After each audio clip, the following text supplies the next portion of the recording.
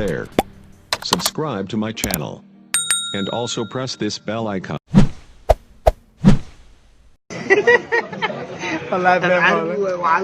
Everything always gets back to his nation. Don't trust anyone.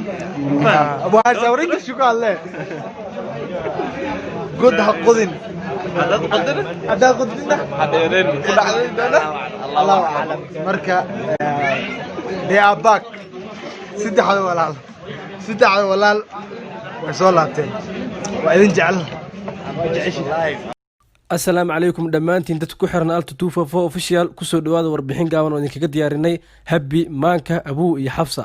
shalay waxay ahaayeen dad isku dhagan nugul maanta si la sheegay in la kangareeyay YouTube ay ku kala tageen waa sida aan ka daalacnay Xafsa official talo maxaa dhaliya kala tagaas si aad ugu ogaato warbixintaas oo dhan dhamaysa muuqaalkan mahadsanidin waxaan idinka rajeynaynaa kadib markaad dhamaysato muuqaalkan inaad comment wanaagsan like iyo share inta aad ugu caawin doonto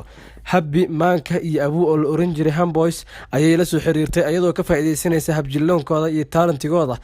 waxay gaarsiiyeen heer sare laakiin maxaa dhacay inta kadib maraan la xiriirnay shakhsi kamid ah tiimkii hore ee Xafsa ayuu inoo sheegay inuu jiray isku dhac hore oo ku aadan in janalka uu ka soo muuqan waayay mid kamid ah tiimkii hore ee Xafsa oo lagu magacaabi jiray Happy kadib markii ay wada tashadeen saddexdooda oo ay go'aan gaareen ayay go'aankoodii kama dambaysta ah ku qaateen inaysan ka soo muuqan dhammaan muuqaal baahiyaha YouTube gaar ahaan Xafsa dhankooda muuqaal qaarkood ay baraha bulshada nagala soo wadaageen asxaabteena in ku xiran Instagram-ka ayaa u dhacay sidan waxa inta noogu eeg warbixin barkeed oo aan idin haynay oo ku saabsan arinta tiimkii hore ee lagu magacaabi jiray Xafsa intaan ku kulmi doono muuqaalka xiga iyo warbixin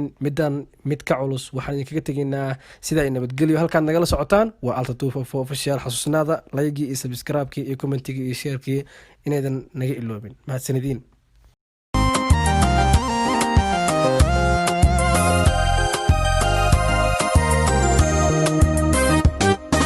dilaan wax ku yaal marbaad leegleeganta admigu lulku arka marbaad libinaad lahayd waqtigu ka leexiyaa wayo liganka noqdaa